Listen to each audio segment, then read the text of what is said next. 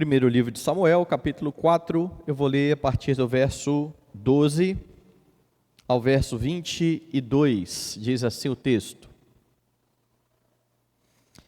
Então correu um homem de Benjamim, saído das fileiras, e no mesmo dia chegou a Siló. Trazia rasgadas as vestes e terra sobre a cabeça. Quando chegou, Eli estava assentado numa cadeira ao pé do caminho, olhando como quem espera, porque o seu coração estava tremendo pela arca de Deus. Depois de entrar o homem na cidade e dar as novas, toda a cidade prorrompeu em gritos. Eli, ouvindo os gritos, perguntou: que alvoroço é esse? Então se apressou o homem, e vindo deu as notícias a Eli. Era Eli da idade de 98 anos, seus olhos tinham cegado, e já não podia ver. Disse o homem a Eli: eu sou o que saí das fileiras, e delas fugi hoje mesmo. Perguntou-lhe Eli: que sucedeu, meu filho? Então respondeu o que trazia as novas e disse: Israel fugiu de diante dos filisteus. Houve grande morticínio entre o povo, e também os seus 2 filhos, Ofni e Finéias, foram mortos, e a arca de Deus foi tomada. Ao fazer ele menção da arca de Deus, caiu Eli da cadeira para trás, junto ao portão, e quebrou-se-lhe o pescoço, e morreu, porque era já homem velho e pesado, e havia ele julgado Israel por 40 anos. Estando sua nora, a mulher de Finéias, grávida, e próximo ao parto, ouvindo estas novas de que a arca de Deus fora tomada, e de que seu sogro e seu marido morreram, encurvou-se e deu à luz, porquanto as dores lhe sobrevieram. Ao expirar, disseram as mulheres que a assistiam: não temas, pois tiveste um filho. Ela, porém, não respondeu nem fez caso disso, mas chamou ao menino Icabô, dizendo: foi-se a glória de Israel. Isto ela disse, porque a arca de Deus fora tomada, e por causa do seu sogro e de seu marido. E falou mais: foi-se a glória de Israel, pois foi tomada a arca de Deus. Oremos. Amado Salvador, Senhor nosso, exaltamos o glorioso nome do Senhor, gratos por esta manhã, pelo privilégio que o teu povo tem de se reunir, a fim de adorar o Senhor e ouvir a tua voz. Pai Santo, o Senhor conhece o estado do nosso coração nessa manhã. Que a tua palavra viva e eficaz fale conosco e trate com a nossa alma, para a tua glória e louvor, em nome de Jesus. Amém. Você já deve ter ouvido muitas pessoas que têm o pensamento de que é importante ter uma religião, não importa qual, não interessa qual seja. O importante para o homem é que ele tenha uma relação com o sagrado. É um pensamento que infelizmente está presente até mesmo na mente de muitos cristãos, e eu estou dizendo que infelizmente, porque a Bíblia é muito clara acerca deste assunto. Você viu no contexto anterior a esse texto, que quando você serve numa falsa religião, ou mesmo quando você está dentro da religião verdadeira, com convicções erradas e falsas, a pessoa começa a confiar no ritual, naquilo que se faz, nas práticas, em vez de confiar em Deus, e o resultado é que Deus não tem compromisso algum com pessoas assim, ainda que essas pessoas estejam ligadas à igreja, formalmente parte da igreja visível. É isso que você tem no contexto, e o resultado disso é que Israel, mesmo sendo o povo da religião verdadeira, por vezes acabou vivendo uma religião nominal, Isso estava acontecendo nos dias de Samuel. Tanto é assim que Deus anunciou o seu juízo, tanto sobre o povo, quanto a família do sacerdote Eli. Se você olhar para o versículo de número 11, você vai verificar que ele narra que na batalha que houve, que o povo travou com os filisteus, a arca, o sinal da presença do Senhor entre o povo, foi tomada. E como foi anunciado pelo homem que profetizou para Eli, os 2 filhos do sacerdote morreram. Veja aí o verso. Foi tomada a arca de Deus, e mortos os 2 filhos de Eli, Ofni e Finéias. Deus falou, Deus cumpriu. O homem de Deus profetizou, o juízo alcançou a casa de Eli. O povo está na batalha, um homem sai do campo de batalha e vem então trazer a notícia. O texto que foi lido nesta manhã é exatamente este momento, em que este homem corre e vem anunciar o que havia acontecido. O verso 12 inicia com a chegada do mensageiro, diz: então correu o homem de Benjamim, saído das fileiras. Este homem vai chegar para dar as notícias. O final desse texto traz a notícia do nascimento de uma criança, que tem um nome curioso, Icabô. Foi-se a glória de Israel. A partir desses versos, você vai notar o que ocorre ao homem quando ele está longe da presença do Senhor. Era esta a situação de Israel na sua religião nominal. Por mais que estivesse no templo, por mais que estivesse apegada à arca, o coração do povo estava distante dos caminhos de Deus. O que decorre disso? O que ocorre quando alguém está longe da presença do Senhor? Primeiro, se você está longe da presença do Senhor, você não deve esperar outra coisa senão juízo da parte de Deus. Dê uma olhada em como isso vai se desenvolver aqui no texto. Eu disse no sermão anterior que Israel estava imerso numa vida de pecado, e ainda assim o povo estava confiando na arca.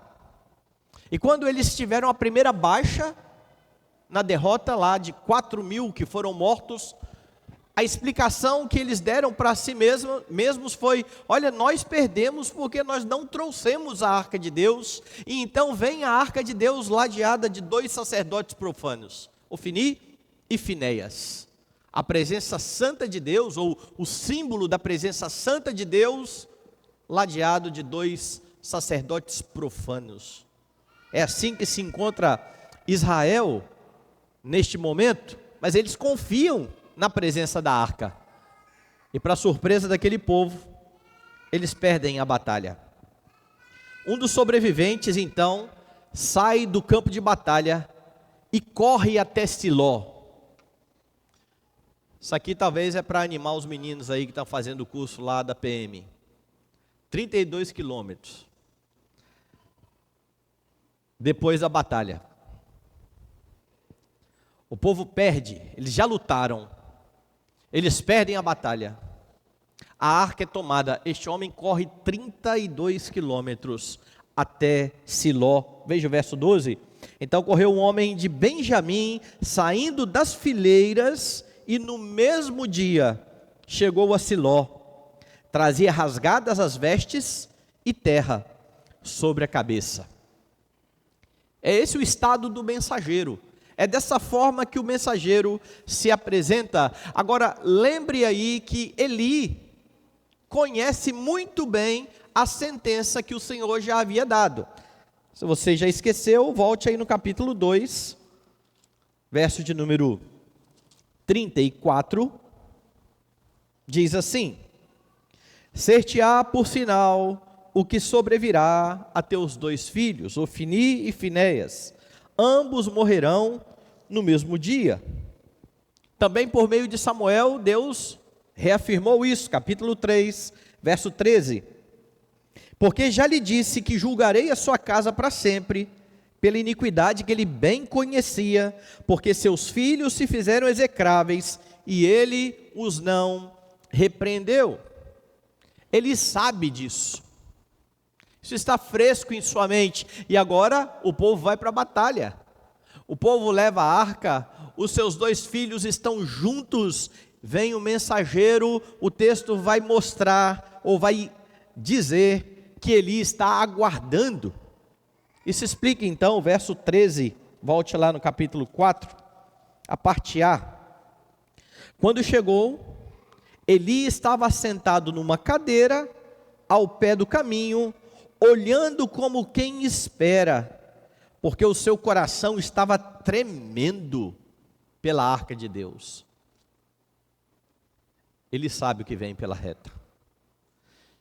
Ele está temeroso. Curiosamente, ele não está temeroso pelos seus filhos. Ele está tremendo porque a arca de Deus foi levada. Foi no meio do povo, num contexto em que ele sabe que Deus irá julgar a sua família e irá julgar também a Israel. E o que está acontecendo, este temor de Eli, explica também porque que muitos crentes, afastados do Senhor, vivem morrendo de medo, vivem temerosos, e se não vivem, deveriam viver, porque quando se está longe do Senhor, depois de ter conhecido a graça do Senhor, você não deveria esperar nada de bom que venha da parte de Deus. Deus pesa a mão, de fato, sobre os seus filhos. A diferença é que quando Ele faz isso com ímpios, Ele faz para juízo. Quando Ele faz isso com o seu povo, é para correção e para aproveitamento, para que o seu povo volte aos termos pactuais. Mas mesmo a correção, conforme diz o livro de Hebreus, no momento não parece ser motivo de alegria. Ninguém gosta de ser corrigido. Quem corrige não se agrada de corrigir. Não fica com o coração alegre por estar disciplinando, e quem recebe a disciplina também não. É por isso que este homem está tremendo. O coração daqueles que andam longe do Senhor é um coração desassossegado. É um coração que não encontra descanso. Principalmente, talvez você diga, este homem que ouviu diretamente a sentença do Senhor, os seus 2 filhos vão morrer no mesmo dia. Imagine isso. Imagine Deus mandando um mensageiro na sua casa e dizendo exatamente isso. Os seus 2 filhos irão morrer no mesmo dia por conta do seu pecado. Como é que você ficaria? Este homem está temeroso. Este homem está com seu coração desassossegado. E se você pensar assim, puxa, a situação de Eli era bem difícil. Lembre-se que nós estamos num período em que a revelação que temos da parte de Deus é superior à revelação que teve Eli. E se a coisa estava complicada para Eli, muito mais está para aqueles que vivem na nova aliança e que já têm conhecimento de toda a revelação de Deus, tanto das promessas, quanto das ameaças pactuais ou dos juízos pactuais. Você já leu muitas vezes, de Deus não se zomba. E se você é daqueles que diz assim, não, lá no Antigo Testamento o negócio era pior, lembre-se que é no livro de Hebreus que você encontrará a expressão, o nosso Deus é fogo consumidor. Deus não mudou.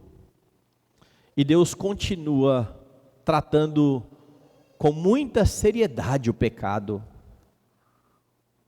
Pois por causa do pecado, Ele precisou enviar seu filho para morrer na cruz do Calvário.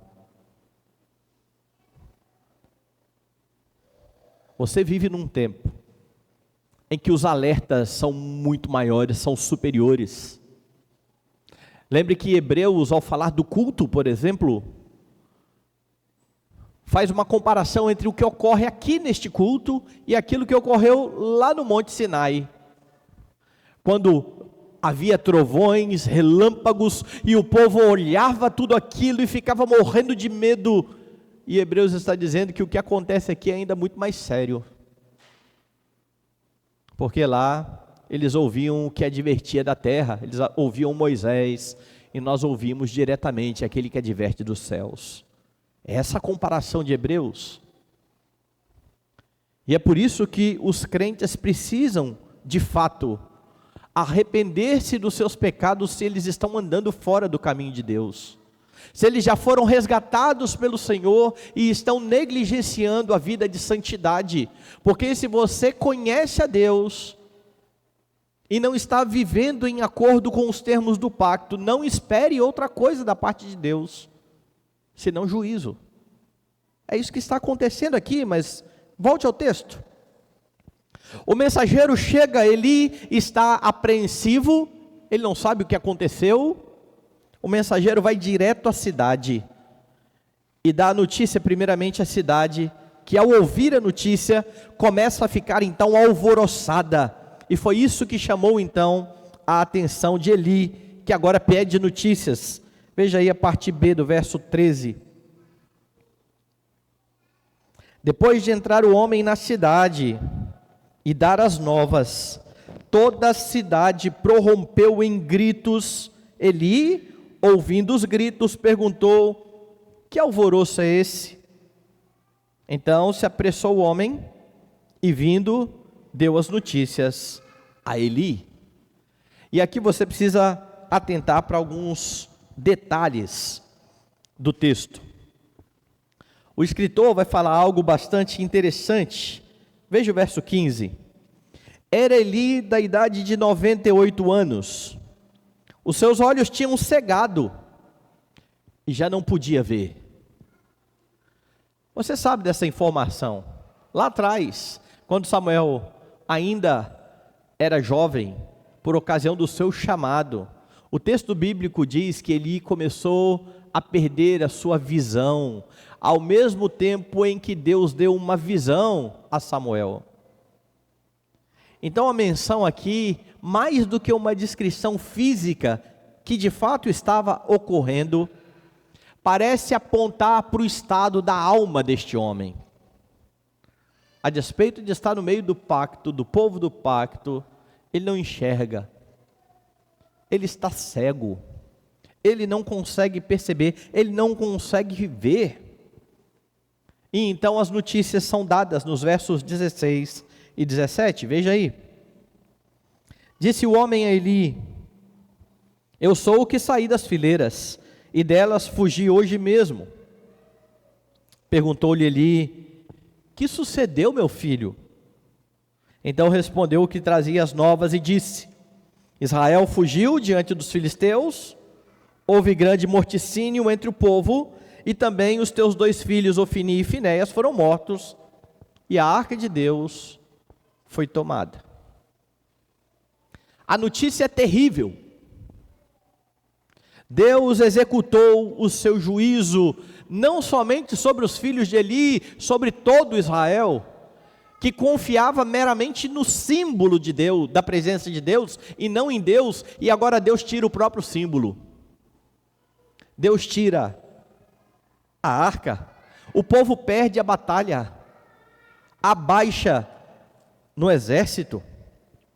Esse juízo era esperado por Eli.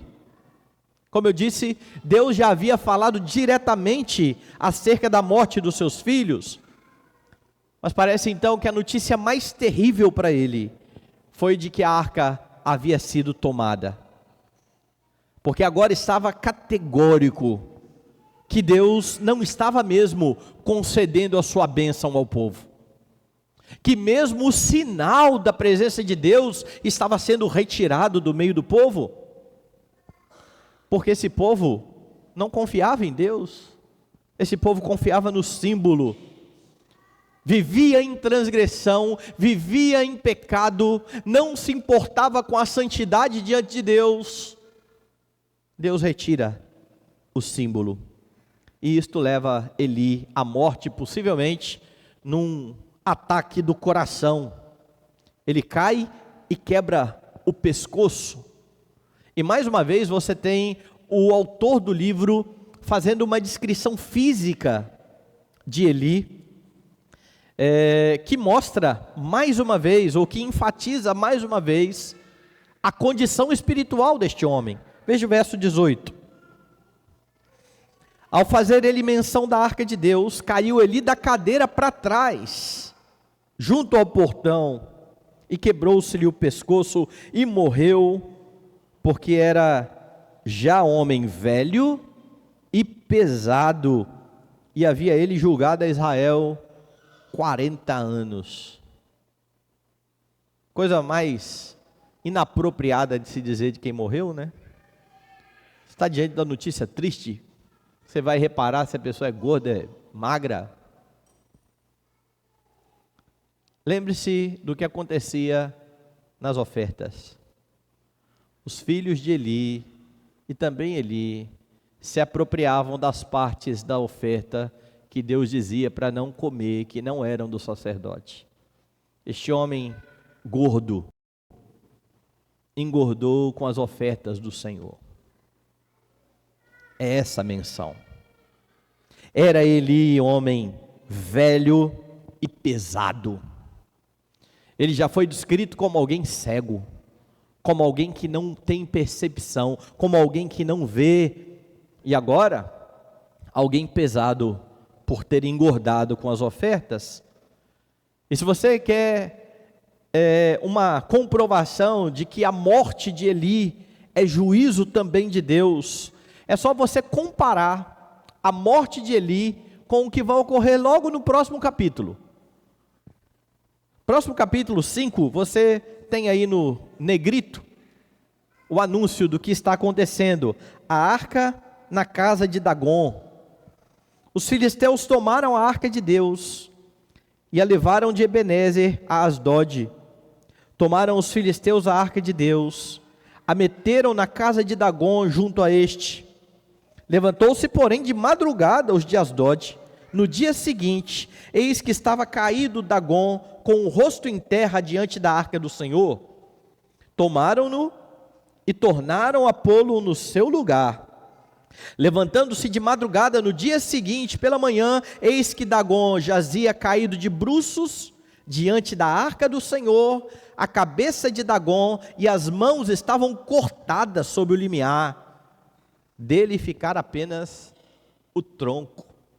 Percebe como que Dagon foi julgado por Deus? A imagem, Deus separou a cabeça do corpo. Deus arrancou ali, cortou o pescoço. Não é curioso isso? No capítulo anterior, um sacerdote de Deus cai e quebra o seu pescoço. Deus está de fato julgando o seu povo. Triste fim para este homem, que teve o grande privilégio de ser sacerdote e de subir ao altar de Deus. Termina a sua vida com o pescoço quebrado, cego, pesado. Se alguém se encontra afastado do Senhor, eu repito, não deve esperar outra coisa senão o juízo de Deus. E quando eu digo afastado, talvez alguém diga assim: pastor, que mensagem inapropriada, está todo mundo aqui, tem que ir lá falar para quem não vem na igreja. Há muitos aqui dentro, afastados do Senhor. Há muitos que estão no meio do povo de Deus, longe dos caminhos de Deus. Eu vivi um tempo da minha vida exatamente nessa situação. Eu ia à igreja, eu me assentava para tocar bateria, eu ajudava a conduzir os louvores, meu coração não estava ali.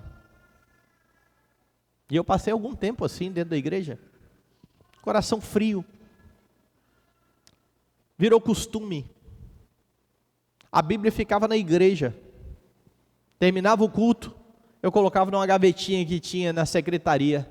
Meu pastor um dia falou assim: Júnior, eu vou doar sua Bíblia, hein? Estou vendo que todo domingo você deixa sua Bíblia aqui. Eu falei: não, pastor, tem outra Bíblia em casa de estudo. Essa primeira parte é verdade, eu tinha de fato uma Bíblia de estudo. Eu só não estudava, mas eu estava na igreja. Então você perguntava: você já se afastou do Senhor? Se você estiver falando de me afastar da igreja, nunca. Mas que o coração ficou frio. E assim, meus irmãos, o estado de muita gente dentro da igreja, que se sente muitas vezes tranquilo porque não se afastou da igreja. Está confiando no símbolo, está confiando nas paredes, no ajuntamento, no ritual, religião nominal, tal qual a de Israel. Porque Israel não está longe do Senhor, no sentido de que eles apostataram e agora não vão mais ao templo. Eles vão. Mas o coração não está com o Senhor. E isso precisa ser um alerta. É preciso uma busca incessante do Senhor Jesus Cristo. Porque sem Jesus não há como viver em santidade. Não é uma questão de fazer coisas religiosas, mas de viver em santidade, de viver a vida abundante que Jesus tem para nos dar.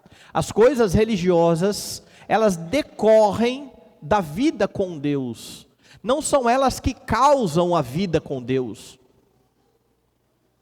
E isso precisa ser muito bem entendido. Não é possível saber, olhando para o texto, quando foi que Eli começou com as suas práticas pecaminosas. Não é possível saber se ele já entrou no sacerdócio com o coração afastado de Deus, ou se alguma coisa ocorreu nesta caminhada de Eli, que levou o sacerdote a chegar no fim da sua vida com o seu coração bem distante do Senhor. Isso não é possível saber. Mas há uma lição clara: cuidado com as concessões que você faz ao pecado. Cuidado. Porque estas coisas não acontecem de uma hora para outra. Elas são lentas. Elas vão ganhando espaço.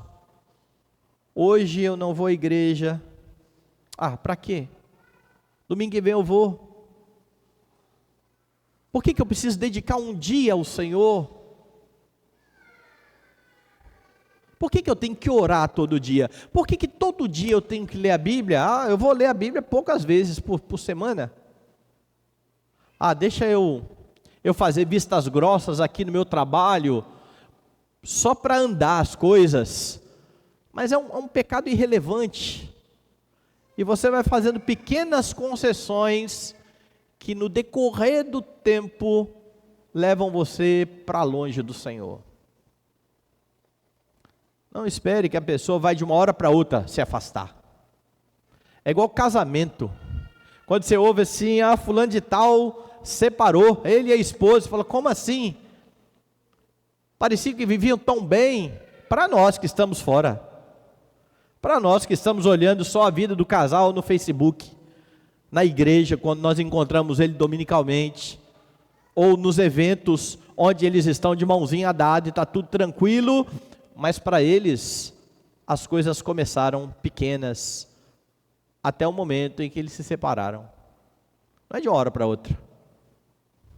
Nunca é de uma hora para outra. Cuidado com as pequenas concessões que você vai fazendo com o pecado. Porque se você estiver longe dos caminhos do Senhor, você não deve esperar outra coisa, senão juízo. Ore, para que ao fim da vida, seja em que momento isso ocorrer, você possa dizer como Paulo. Abra aí a sua Bíblia na segunda carta que Paulo escreveu a Timóteo. Paulo aqui está perto da sua morte, capítulo 4, e prevendo ou antevendo este momento em que ele vai partir deste mundo, ele diz no verso 6: quanto a mim, estou sendo já oferecido por libação, e o tempo da minha partida é chegado. Combati o bom combate, completei a carreira, guardei a fé. Já agora a coroa da justiça me está guardada, a qual o Senhor, reto juiz, me dará naquele dia, e não somente a mim, mas também a todos quantos amam a sua vinda. É assim que você precisa almejar terminar a sua carreira. Combati o bom combate, completei a carreira, guardei a fé. Cuidado com as concessões, com as pequenas concessões que você vai fazendo ao pecado. Mas há uma outra lição nesse texto.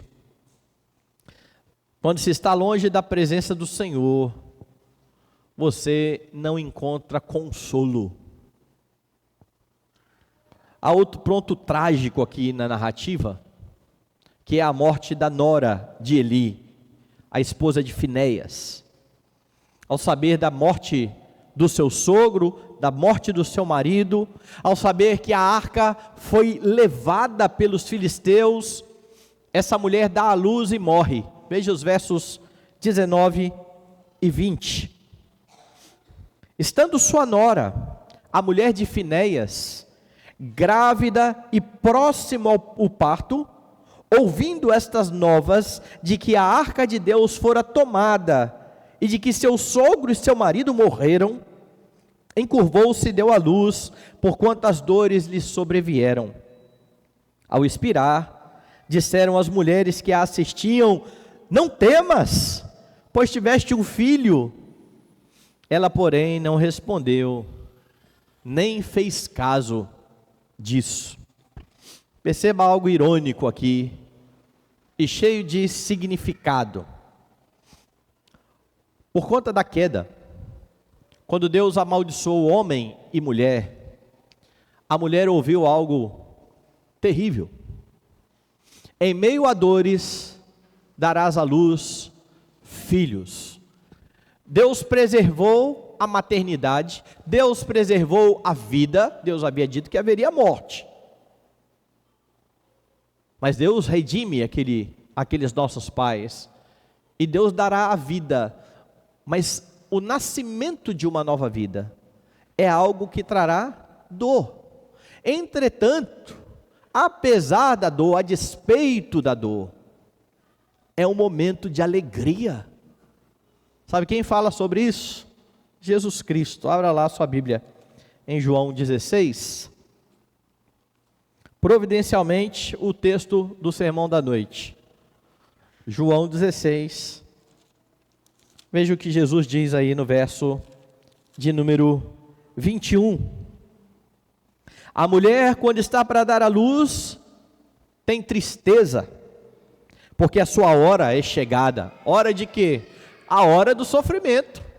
A hora de, em meio a dores, dar à luz um filho. E então, quando essa hora está se aproximando, a mulher fica temerosa, fica triste. Mas Jesus diz: mas depois de nascido o menino, já não se lembra da aflição, pelo prazer que tem de ter nascido ao mundo um homem. Mesmo com o juízo de Deus, as dores da gravidez, o resultado, o nascimento de um filho, traz alegria, renova. Volte no texto lá de Eli. Esta mulher está prestes a dar à luz. E de fato, há um acontecimento trágico: o seu marido morreu, o seu sogro morreu, a arca foi tomada, o que significa que esta mulher então estará desamparada. Ela não tem marido, ela não tem filho. Quem é que irá sustentar essa mulher? Mas agora nasceu um filho. Em meio a toda a desgraça que ocorreu, nasce esta criança. E então, veja de novo aí o verso de número 20. As mulheres vão dizer: não tenha medo, Não se preocupe, você teve um filho, aqui está a sua esperança, aqui está o seu consolo, olhe para o quão bom isso é. E o texto diz, ela porém não respondeu, nem fez caso disso. Sem a presença do Senhor, nada traz consolo. O nome dado ao filho demonstra a razão desta mulher reagir assim. Veja o verso 21. Mas chamou o menino e acabou, dizendo, foi-se a glória de Israel. Isto ela disse, porque a arca de Deus fora tomada, e por causa de seu sogro e de seu marido, e falou mais, foi-se a glória de Israel, pois foi tomada a arca de Deus. O que torna tudo muito irônico aqui, é que poucas vezes, meus irmãos, nos partos que você tem narrados na Escritura, e são vários, é narrado o sofrimento que há no parto.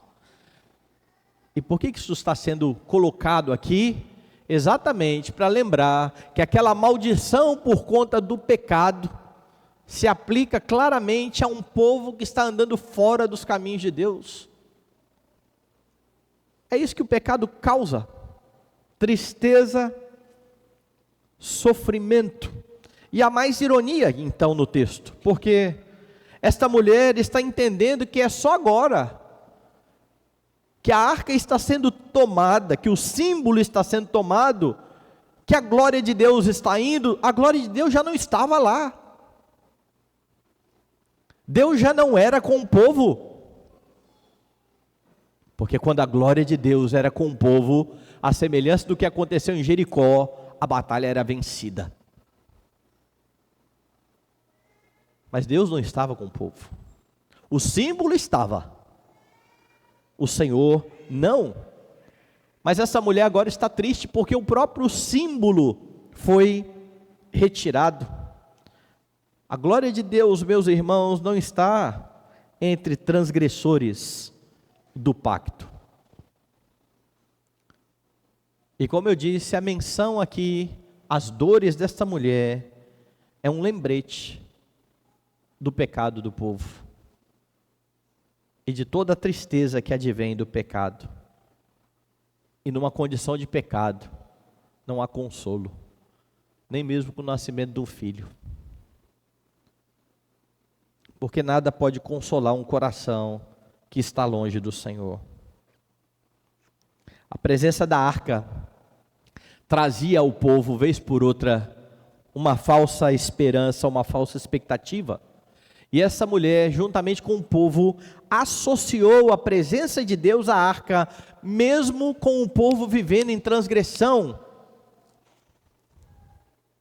Eu falei aqui há pouco, tem gente que está dentro da igreja, afastado do Senhor, e não se dá conta disso, porque não deixou a membresia da igreja.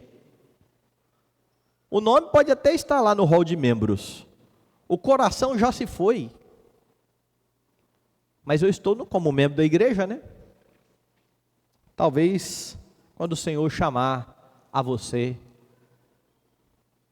na sua morte, use este argumento. Meu nome está lá naquele hall, lá daquela igreja, lá da Praia do Canto. Pode conferir lá. Se o nome não está arrolado no livro da vida, de nada adianta a membresia numa igreja local.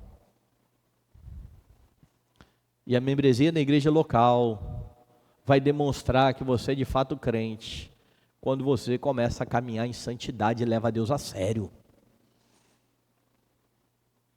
Não viva como um religioso. Não viva confiado nos símbolos.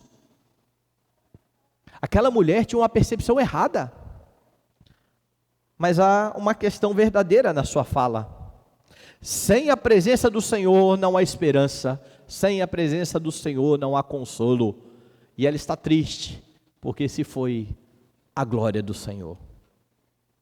Ela devia estar triste bem antes, mas ela não havia se dado conta de tudo isso. Sem a presença do Senhor, quando o povo pactual vive em pecado, não existe vida abundante. Só há desânimo, desesperança, desespero. E infelizmente muitos que vivem um cristianismo nominal ainda não se deram conta disso. E ficam até impressionados com os seus templos. Nosso edifício está bonito, nossa igreja é linda. Já viu o grupo lá da igreja como toca bem? Os louvores desse domingo foram uma coisa maravilhosa. Viu como a igreja cantou bem aquele salmo? E nós começamos a olhar para o ritual, que eu digo de novo, é importante, ele existe, ele precisa acontecer, mas essa adoração precisa ser em espírito e em verdade.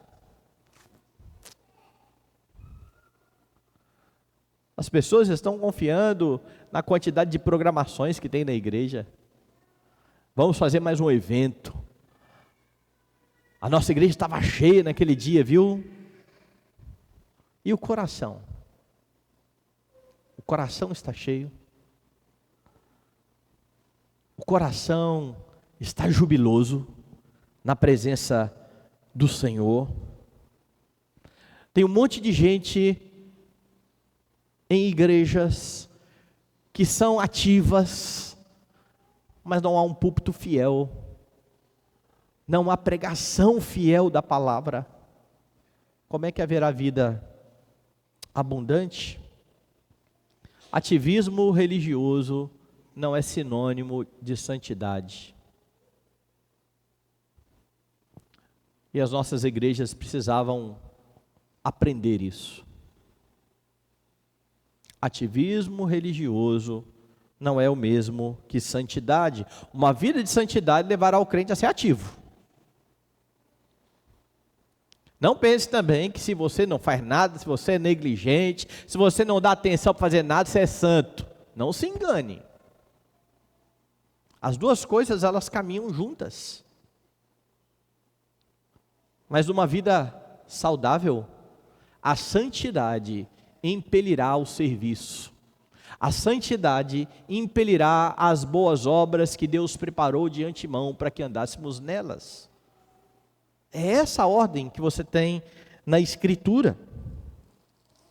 Há muitos crentes, então, que estão ativos na igreja, fazendo um monte de coisa, ou que não perdem as programações, mas que não encontram consolo, não encontram descanso, vivem frustrados, vivem entristecidos, vivem em crise, porque estão confundindo o simbolismo, o ritual com a glória de Deus. Enquanto não buscarem seriamente a Cristo, não verão a glória de Deus, não terão o consolo que almejam, viverão ansiosos, viverão irados, nunca encontrarão satisfação, porque de nada adianta ter o Senhor nos lábios, se o coração está distante dele. Se você não o conhece tal qual revelado na Escritura, não confunda o seu ativismo com santidade de vida. E eu volto então na minha questão do começo. O importante é ter uma religião? Não. Se a religião não leva os homens aos pés de Cristo, ela pode até trazer certo alívio momentâneo, mas ao fim se mostrará vã. E mesmo dentro da religião verdadeira, como nós temos visto aqui com Israel, quando os crentes se afastam de Cristo, eles experimentam momentos terríveis e podem até mesmo ter a sua certeza da salvação abalada. Nossa confissão de fé, quando fala sobre a certeza da salvação, traz um ensino importante. Abre aspas aqui. Por diversos modos, podem os crentes ter a sua segurança de salvação abalada, diminuída e interrompida, negligenciando a conservação dela, caindo em algum pecado especial que fira a consciência e entristeça o Espírito Santo, cedendo a fortes e repentinas tentações. Agora atente, retirando Deus a luz do seu rosto e permitindo que andem em trevas e não tenham luz, mesmo os que o temem. Isso não é só para gente que tem o coração distante de Deus porque não é crente. Crentes verdadeiros podem passar por isso, por negligenciar a vida de santidade. E continua então a confissão. Contudo, eles nunca ficam inteiramente privados daquela semente de Deus e da vida da fé, daquele amor a Cristo e aos irmãos, daquela sinceridade de coração e consciência do dever. Dessas bênçãos, a certeza de salvação poderá, no tempo próprio, ser restaurada pela operação do Espírito, e por meio delas, eles são, no entanto, suportados, para não caírem no desespero absoluto. Nesse sentido, então, o texto de hoje ensina que quando longe da presença do Senhor, você não experimenta outra coisa senão juízo. Você não encontra consolo. A esperança é que na encarnação, Deus se fez presente entre o seu povo. Não somente como um símbolo. Deus habitou entre nós. E vimos a sua glória, como do unigênito do Pai. E esse Jesus que se fez carne, é o que prometeu à sua igreja: e eis que estou convosco todos os dias, até a consumação dos séculos.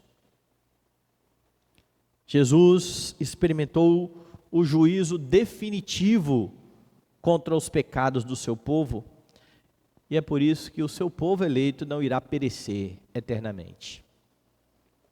Isso não significa que eles não experimentarão juízos temporários, ou o que nós chamamos de disciplina bíblica, que traz dor, que traz sofrimento, mas que ao fim produz frutos benditos. E é por isso que em Jesus, e somente nele, que você encontra consolo. Não procure conforto em outra fonte. Cristo Jesus enviou o Espírito Consolador, que por meio da palavra edifica, exorta e consola o seu povo. Veja o que Paulo fala na primeira carta aos Coríntios, no capítulo 14. Mas o que profetiza fala aos homens, edificando, exortando, consolando. E aqui Paulo está falando que a palavra faz aquilo que Hebreus também dirá: ela é viva e eficaz, ela é mais cortante do que espada de dois gumes, ela penetra ao ponto de discernir alma e espírito, juntas e medulas, e ela é apta para discernir os propósitos do coração. Cristo deu o Espírito, Cristo deu a palavra. Não confie, portanto, no ritual. Confie em Cristo. Não confie no seu tempo de igreja. Eli, o sacerdote, teve um tempo terrível, um fim terrível, ainda que o texto tenha enfatizado ele julgou Israel por 40 anos. 40 anos. 40 anos como sacerdote. Um fim terrível. Confie em Cristo, aquele que Paulo diz que está certo que ele começou uma boa obra em você e que ele irá completá-la até o dia de Cristo Jesus, porque é só nele que você consegue perseverar na presença do Pai, sem se desviar, sem se afastar do caminho, pois ele mesmo é o caminho e a verdade e a vida. Que Deus sustente a sua vida na presença dele e para a glória dele.